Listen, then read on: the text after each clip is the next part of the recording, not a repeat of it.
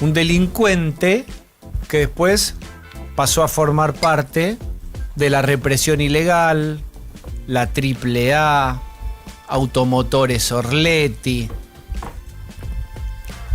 Esa mezcla entre el mundo de la delincuencia raza de Lampa, de los tipos que son delincuentes, y cómo ese delincuente puede insertarse en el Estado y puede transformarse con cargos altos en un represor feroz. Ese fue Aníbal Gordon. Y está con nosotros Marcelo Larraqui, que es historiador, es periodista, escritor, y en todos los últimos largos años escribió mucho sobre los 70, sobre la violencia política. Escribió López Rega, el peronismo y la AAA, Galimberti de Perón a Susana, Argentina, un siglo de violencia política. Otro libro es Los 70. Y acaba de publicar esta historia que yo les mencionaba, que es de este personaje siniestro, Aníbal Gordon. El libro se llama Gordon, el aniquilador. ¿Cómo estás? Hola, ¿qué tal? Eso llegó incluso al cine, ¿eh? Sí. Y vos participaste de Gordon, la serie dirigida por Pablo Trapero y Pablo Fendrick. Que esa es de Netflix, que esa es de Netflix. el gran estreno de Netflix esperado para esta segunda parte del año. Exacto. Bueno, ¿cómo estás? Bien, muy bien. Acá con el lanzamiento del libro de El Aniquilador. La aniquilación es un concepto político, ¿no? Porque muchas veces se dice aniquilar la subversión. Bueno, había alguien que ejercía esa tarea, porque no es un concepto abstracto, digamos, o simula ser un concepto abstracto. Entonces, este me parece que es el personaje sintomático del aniquilador, ¿no? Del hombre que ya viene con un recorrido previo y es elegido o se propone o las circunstancias lo conducen a manejar un campo de concentración en el barrio de Floresta, en una casa usurpada, ¿no? Pero claro, En Avenida Olivera y Ramón Falcón. No, Esa es la de Bacacay, ese ¿no? es otro. Ese ¿Cuál es el es Olimpo. esa? Ese es el Olimpo. Ese es el Olimpo. La que yo vos decís la de Orletti, Bacacay. ¿cuál es? Claro, lo que yo menciono en el libro es una nueva que apareció para la justicia hace 3 o 4 años. No se sabía, había gente que decía que había sido secuestrada, pero no sabía dónde. Finalmente era una casa común, donde vive gente actualmente. Y esa casa está en la calle Bacacay. Incluso es antes del taller mecánico que es más conocido, que es Orletti.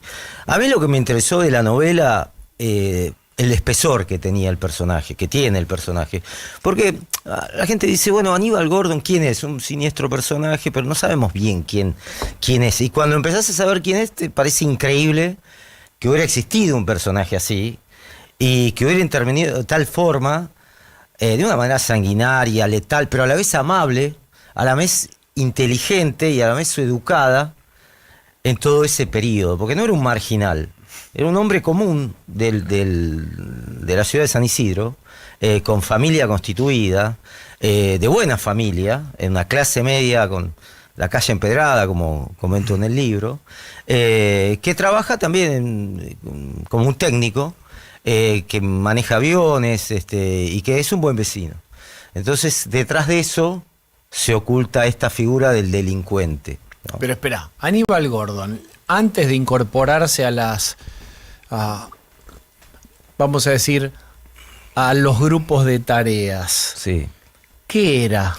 Un ciudadano. En la máscara, en lo oficial, ¿qué era? Un ciudadano común, que compra chatarra, la vende, que deja su camioneta a la vuelta de la casa, en la calle Rivadavia, en San Isidro, que tiene una segunda residencia en la provincia de Colón, que deja su avión en el aeroclub. Pero ¿cómo? Si vende chatarra y, digamos, dame el perfil social y... El perfil ¿Qué estudió Aníbal Gordon o no estudió? Técnico electrónico, estudió como técnico, el padre trabajaba en el correo, como en la época de que eras un señor cuando trabajabas en el correo, y después constituyó su familia como cualquier vecino. Lo que pasa que, claro, esa era la fachada. Después estaba la parte oculta, que en la primera etapa es el contrabando. Viste, con los ladrones, cuando están en un pueblo, en determinado lugar, por momentos desaparecen. no están.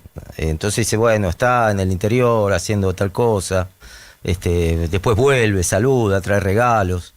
Eso hace Gordon, digamos. Y los vecinos... ¿Pero cuál era su actividad delictiva?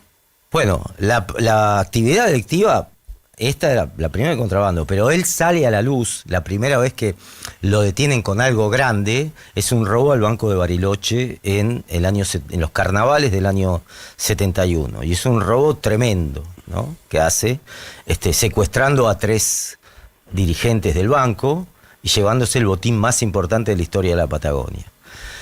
Bueno, mirá. Pasamos Claro, pasamos del buen vecino sí, al ladrón. Un trastorno de personalidad feroz, de altísimo riesgo. Sí.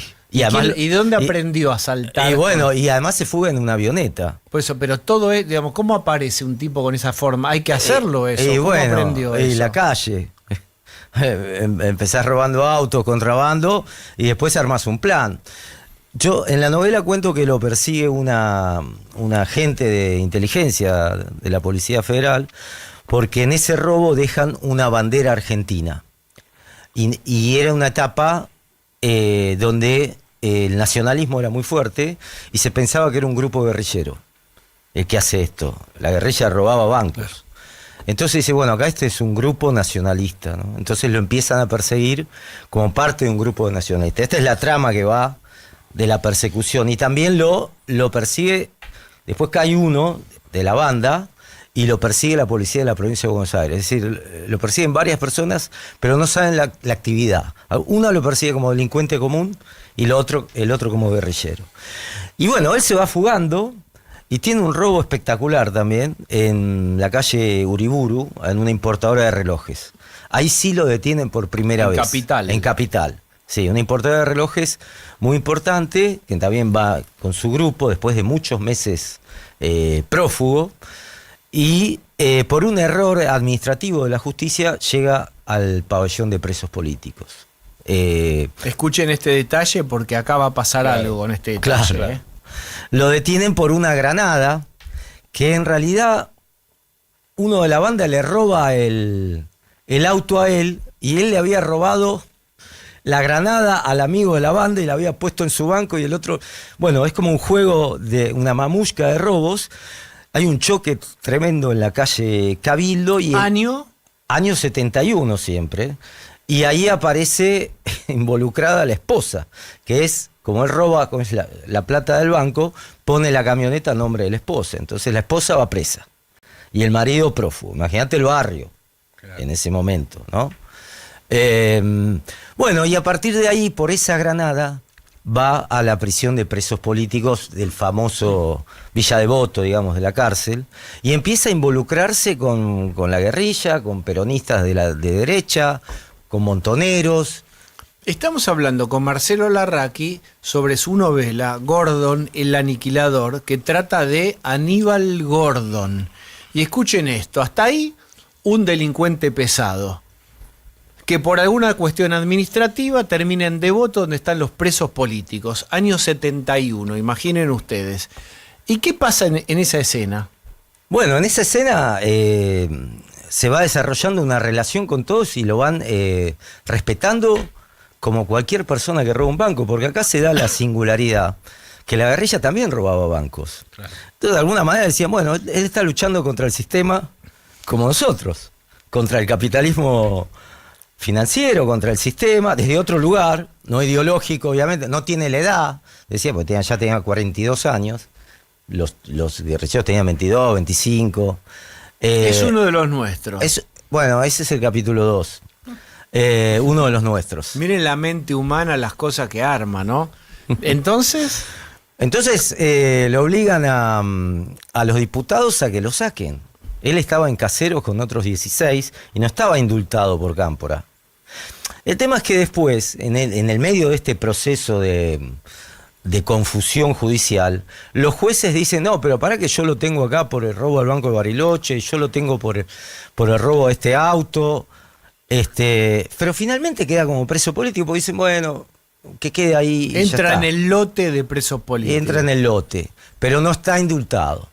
Entonces ahí sale un día después en Caseros, porque los presos uno de esos que firma, pide por él, un diputado pide por él, después va a ser torturado por el propio Gordon. Ay, qué vuelta. Esta es la vuelta, novela. la ¿Quién transformación. Era El diputado del Partido Comunista, Comínguez se llama. ¿Ese Vive. pide porque lo indulten? No, todos los diputados piden por los presos políticos, no especialmente él. Hay una comisión de diputados que dice, bueno, dame la lista de presos políticos, nosotros tenemos que asegurar que salgan, ¿no? Porque, bueno, en el momento del régimen militar se podía hacer una masacre esa salida.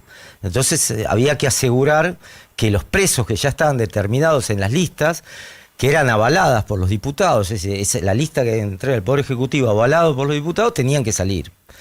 Y uno de ellos que firma es Comínguez, ¿no? Y con tantos otros, ¿no? Y bueno, y sale, pero sale prófugo, porque después saltan los antecedentes y los pedidos de la justicia. Bueno, y ahí se larga la novela en todo su espesor. Se va transfugando como guardaespaldas, se mete con un grupo cercano a Rucci, se mete en el peronismo de derecha y bueno, y ahí avanza. No te voy a contar todo, ¿no? Bueno, si no nos quedamos sin lectores. Pero no, al contrario, a mí me parece que ahí el tipo se mete en la AAA. Claro, que al principio no se llama la AAA. La AAA aparece después el nombre. Al principio aparece como su intervención en los enfrentamientos y hace el trabajo paralelo. Nunca deja de robar y lo llaman como, hay un capítulo que se llama artista invitado. Porque el tipo era un especialista. ¿Quién era el jefe de los paramilitares de ese gobierno peronista que lo llaman a él? No, era un grupo, que en la novela aparece como la concentración, que era un grupo de jóvenes. Uno es Giovenco, que después muere porque le estalla una bomba en la mano. Es cuando va a colocarla en un kiosco de diarios. Es una historia del febrero del 74, muy relacionado con el sindicalismo.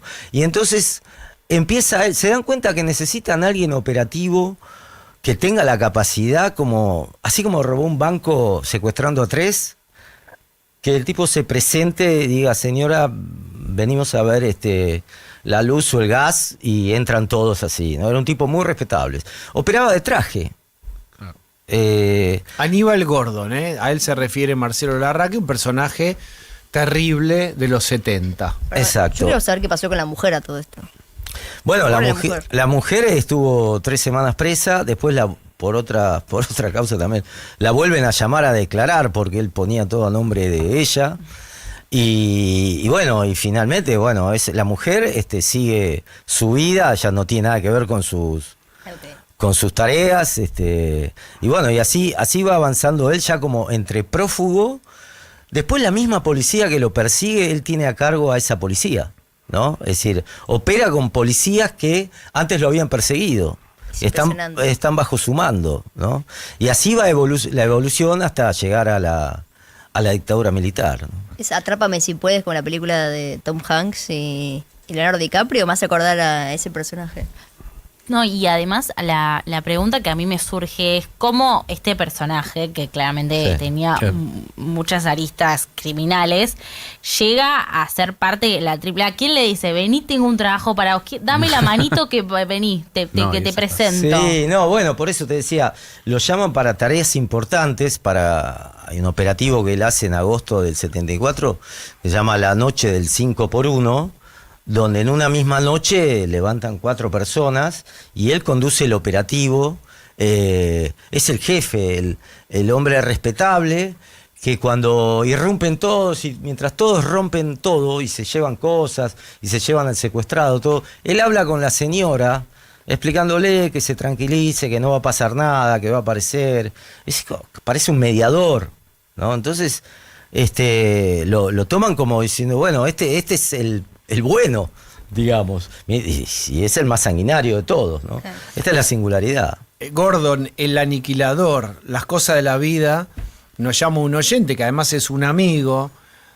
Dice, ¿sabés que yo tengo una duda que nunca me terminaron de contestar porque mi papá falleció en el 88 y después mi abuelo, y en alguna reunión familiar cuando yo era chico escuché la historia de que este Aníbal era hermanastro de mi abuelo, porque mi bisabuelo la dejó a mi bisabuela cuando él tenía 6 años y rehizo su vida, que tuvo otro hijo que le puso Aníbal. De hecho, mi abuelo se llamaba Mariano Aníbal.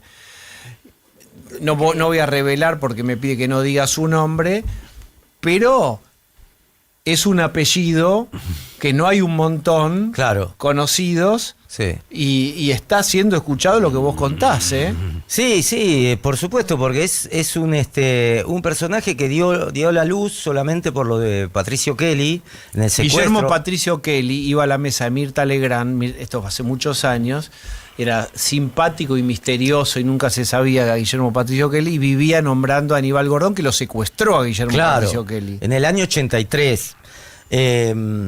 Porque claro, Gordon después hace como una etapa de reflujo, porque tiene una pelea muy grande con Suárez Mason. Es decir, él cuando llega a la dictadura militar, llega al nivel de un represor de un coronel y de un general. Está eso que fue el único civil que llevó adelante un centro clandestino de detención. El único civil a cargo de un centro clandestino de detención, es una cosa tremenda. Eso, lo que dice Pablo Manzotti y que se lo confirma Marcelo Larraqui, es tremendo. Es como... Para él debe haber sido un honor terrible esto. Algo que buscó, además operaba vestido militar. Claro. Sí, era el coronel. Se hacía llamar coronel y lo respetaban con mando de coronel. Y la gente de la CIDE iba a visitar el campo clandestino y él tomaba las decisiones operativas. Estamos con Marcelo Larraqui. Vamos a escuchar un poco de música y después charlamos un poco más con él. ¿Qué te pasa a vos? ¿Cuántos años tenés, recordá? 22, perdón. Cumplo 23 ahora. Después de la música, Dale. Nos vas a contar como representante gremial de los 20s. Sí. ¿Qué te pasa con esos años 70? Si te resuena, ¿no? Porque Argentina tiene mucho interés todavía en qué pasó en aquellos años terribles.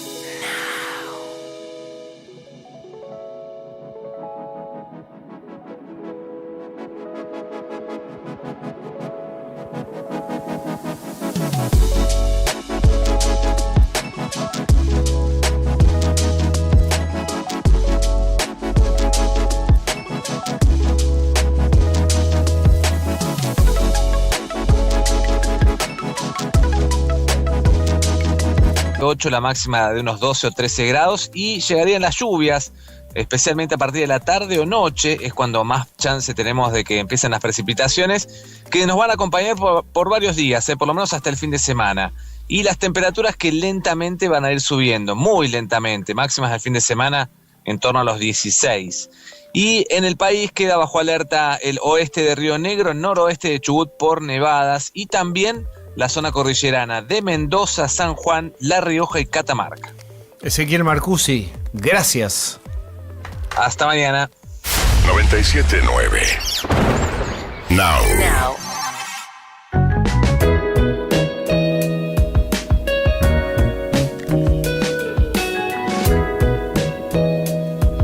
La cortina ideal para hablar del aniquilador Aníbal Gordon.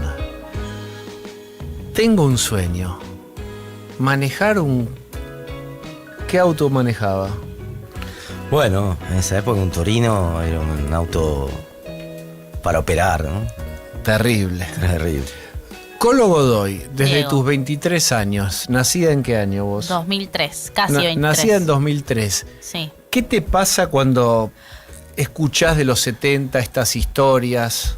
Me choquea. Recién hablábamos fuera al aire con Marcelo genera mucha curiosidad, al menos a mí, y también me parece que siempre se habla de toda esta situación de los 70 en la secundaria, pero hay tantas aristas que uno siempre quiere saber más y quiere saber el detalle conciso de algo que no vivió, pero que sigue muy sensible en la Argentina. Y también es choqueante ese contraste que vos hacés, por ejemplo, viendo que en ese momento ser parte del centro de estudiantes, por ejemplo, era algo muy peligroso, que tus padres te decían no lo hagas, por favor. Y hoy en día, a mí me pasó que estaba estudiando en la secundaria y era presidenta del centro de estudiantes y veía que en ese momento no se podía, o sea, en los 70 era un peligro. Entonces, ese contraste con pocos años para lo que es la historia entre un hecho y los otros es realmente choqueante, pero tampoco conocía la historia de Gordon, y por lo que estoy hablando con Marcelo también me parece espectacular que llegue también como a la pantalla grande, como vamos a hablar en un rato, porque es cine, o sea, es terrorífico, pero es cine. Ahora es serie, va a ser en este caso, así que va a ser pantalla la que quieras, va a estar, porque es una serie de Netflix, todavía no sabemos ni fecha de estreno, si va a ser ahora la segunda parte del año, y tampoco todavía el número de episodios, eso aún no está esa información, pero sí que hay un tráiler, Rodrigo de la Serna como Aníbal Gordon está fantástico, el tráiler a todos los periodistas que vimos cuando hicieron la presentación en el año de todos los productos, fue lo que más nos gustó, más nos entusiasmó. Contá un poquito cómo fue el tema. Netflix se acerca, fuiste con el libro, ahí sé que yo fui Pablo Frendrich, ¿no? Sí, fui con la novela, sí. A Diego Andrasnik, que es un productor. Uh-huh. Yo la historia la había dividido en dos, la parte como de la novela, la parte como de delincuente perseguido por Julieta, que es un agente de inteligencia, y por un agente de la bonaerense, y bueno, el Gordon va escapando hasta que es detenido y va como preso político, y después termina él prófugo en el palco de Ezeiza, ¿no? Esa es la primera novela. Y la segunda que planteó desde el 73 a entrada a la dictadura. Bueno, cuando le di a Diego la novela, me dice, bueno, hagamos algo con esto. Y bueno, todavía no terminé la segunda parte. Pero dice, bueno, arranquemos y empezamos con todo el proceso de guión. Y después él la fue llevando como con la productora Preludio. La llevó a Netflix y Netflix la aceptó. Y se armó el equipo de trabajo de guión con Pablo Trapero, Marcos Osorio Vidal y yo en el guión, y después, bueno, empezaron obviamente las convocatorias, los castings, los sets, se filmó durante 6 meses. ¿Estuviste visitando sets? Sí, estuve en varios, la verdad que es un ejército en movimiento. Sí, es tremendo. Hubo una en el Colegio Máximo, donde justamente yo había ido años antes a entrevistar a teólogos por Bergoglio. Ahí se hizo una escena que habíamos preparado, que a veces largás una escena en el bar, y bueno, hay un evento, tal, bueno, después la producción hace un evento magnífico como hizo ahí en el Colegio Máximo, con autos de época, tiroteos, asado, armas escondidas detrás de los árboles. Y eso te da muestra la importancia y el profesionalismo que tienen, ¿no? Y además el trabajo de los actores y actrices es descomunal, realmente, porque lo viven en carne propia el guión. Así que bueno, yo de todo lo que vi de la serie, es la serie que siempre, a mí siempre me atrajo el thriller político, ¿no? Y como a todos, las historias así, los dramas y de suspenso. Yo creo que es la serie de thriller que siempre quise ver, ¿no? Entonces eso es también una satisfacción. Sí, claro.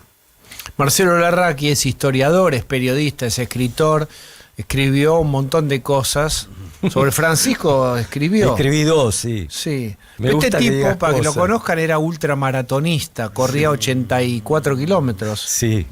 ¿Eso lo seguís haciendo? No, ahora no. O sea, para que entiendan el cerebro de Larraqui. Es un tipo que puede escribir cuántas páginas y puede correr cuántos kilómetros. Bueno, antes hacía esos cálculos más o menos. Iba por libro y por maratón, era toda una conjunción, ¿no? Porque decía, bueno, ahora escribo, ahora voy a correr, ahora escribo, ahora voy a correr, ahora descanso. Fue una linda época, corrí varias ultramaratones, corrí varias maratones también, y escribí varios libros. ¿Cuántas horas son 84 kilómetros? Y esa creo que fui lento, digamos, porque es bravo, es no stop, es decir, no parás en ningún momento. Parás a agarrar algo para comer y para abastecerte, ¿no? Ahí siempre hay puestos así que parás 2-3 minutos, pero esa la hice en 18 horas. ¿Esa dónde la corriste? Esa en San Martín de los Andes. Que fue, se ponía pesada porque había que subir un cerro, no sé, a las 12, 14 horas a meterle un cerro, después las bajadas, y llegué de noche, salimos a la medianoche. Y lo que tiene es que te pones tan tenso que no podés dormir la siesta, no, es decir, que la corres sin dormir prácticamente. Es como El día anterior. El día anterior no dormís. Es decir, te levantás a la mañana, comés y estás tranquilo y decís, bueno, me duermo una siesta, no la dormís. Y salís a las 12 de la noche y llegás a las 9 de la noche del mismo día, digamos, 18 horas. Es tremendo. Llegás como un sonámbulo, ¿viste? Llegás como... ¿Cómo llegás? ¿Con cuántos kilos bajás en una ultramaratón? Bueno, eso no lo sé, pero cuando llegás, yo me había entrenado por lo menos, para cada maratón y ultramaratón me entrenaba entre 4 y 6 meses de trabajo, digamos. Y bueno, cuando llegás muerto, pero tampoco te podés dormir, porque tenés una adrenalina tremenda, claro. Entonces salís a caminar y no sabes qué hacer, y vos hasta que... después te tomás el avión y dormís en el avión, pero sí estás como 3 o 4 días con el cuerpo revolucionado cuando volvés a tu casa, de que no podés hacer nada, te tenés que quedar quieto, digamos, o caminar muy poco. Pero es como una revolución interna que se te produce en el cuerpo. ¿Es verdad que a la gente que corre, por ejemplo, después de que pasan determinados kilómetros, como que ya su cabeza no se da cuenta que están corriendo, sí, como que se desconectan? ¿Cómo sí, es esa sensación? Bueno, a mí me pasó eso cuando corría en pistas de entrenamiento, viste que tienen 400 metros. Entonces corría a la noche y a veces iba contando las vueltas que hacía, y después dejabas de contar y ya era un loop, ya era como... La mente te seguía guiando, ya corrías con la mente, no corrías con el físico. El físico ya no participaba del evento, digamos. Hasta que la mente te dice basta, porque hay una parte que se corre con la mente. Te lo dicen todos los maratonistas también, ya no tiene que ver con el cuerpo, con el dolor. Es decir, el dolor ya está, el dolor ya se conoce, vos conocés tu cuerpo, vas sintiendo ya, es como un relojito que vas sintiendo cómo funciona, y decís, bueno, me duele acá, me duele allá, y bueno, es parte del problema, digamos. El tema también que uno tiene en la mente es salir de la montaña.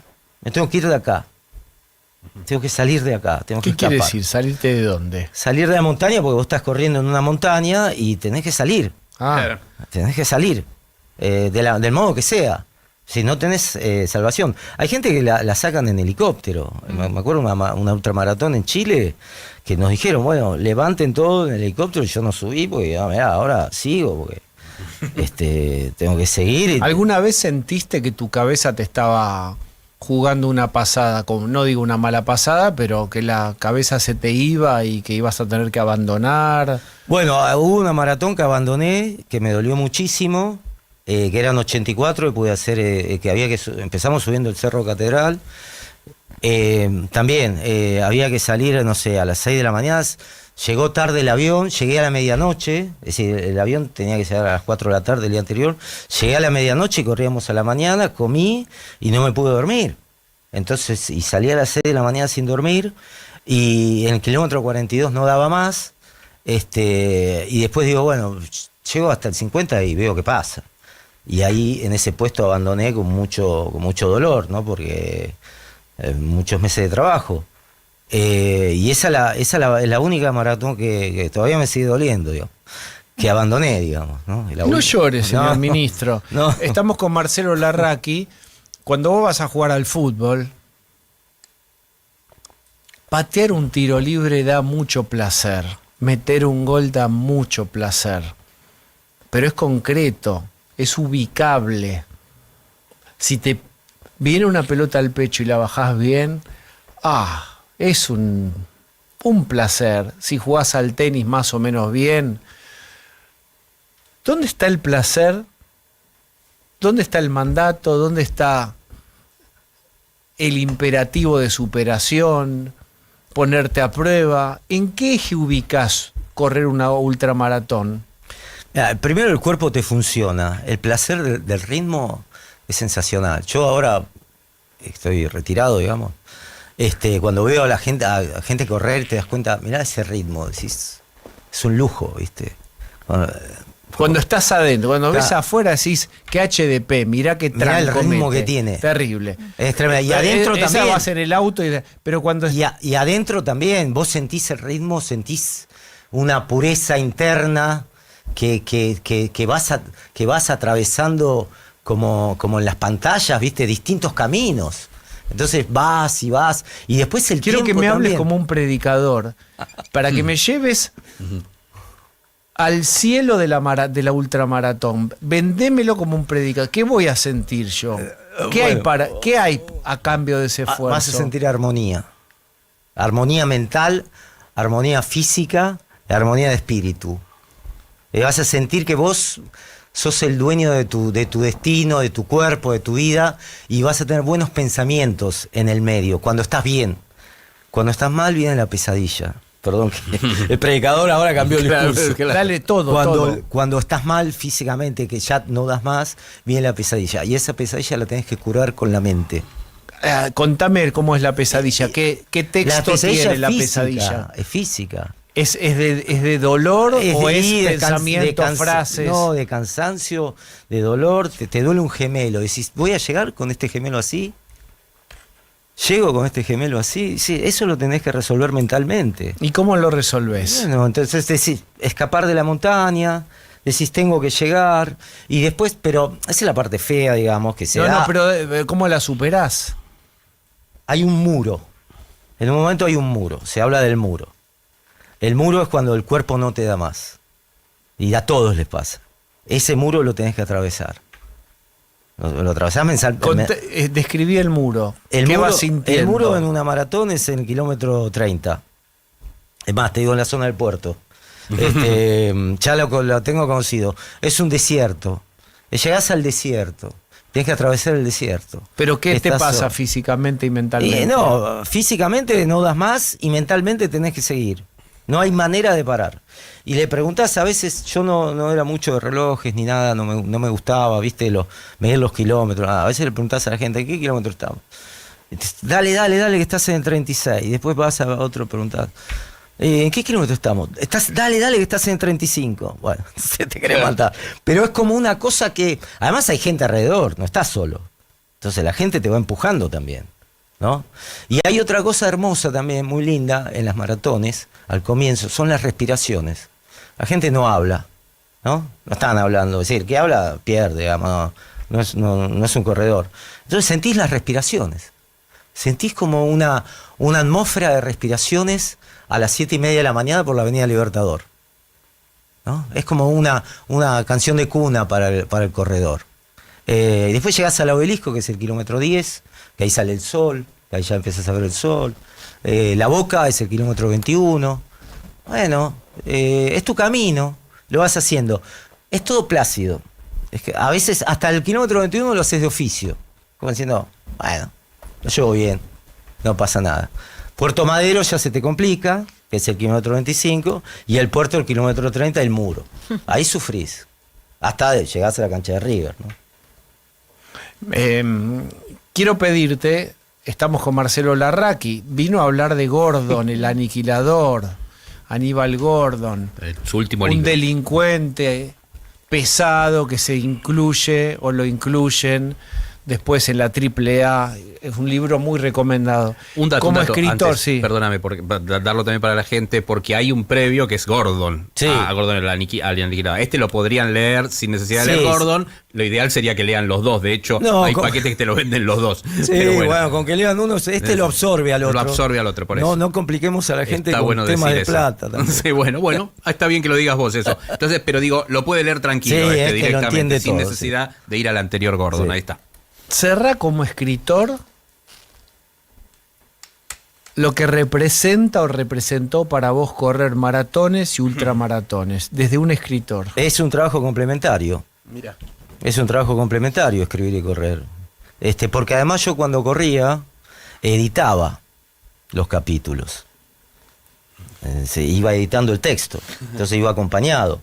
Entonces digo, no, este capítulo se corta acá, esto sigue acá. Incluso en Gordon también, entra este personaje. Mientras corrías ibas pensando, editando. Sí, constantemente. Y entonces era una tarea conjunta, donde la única diferencia era que en un momento había que descansar y después escribir, después correr. Yo era muy disciplinado para correr. Fueron 20 años, como amateur siempre, obviamente. Pero corrí en Malvinas también. Me acuerdo de una carrera tremenda bajo la lluvia. Que te caían las gotas como flechas, y me acuerdo que ese día estaba corriendo y había un tipo caminando que hacía marcha rápida y me pasó, porque teníamos un viento en contra feroz. Y nada, muchas vivencias en el tren de las nubes, miles de historias de preparación, algunas un poco agrestes, ¿viste? Porque a veces estás ahí tirado, muerto de hambre, viste, poniéndote crema acá y crema allá y cuidándote esto, de lo otro, tirado en una carpa que no das más, viste, y salís después. Pero bueno, me parece que a mí me compensó, como yo también pensé los libros mientras corría, y entonces fue una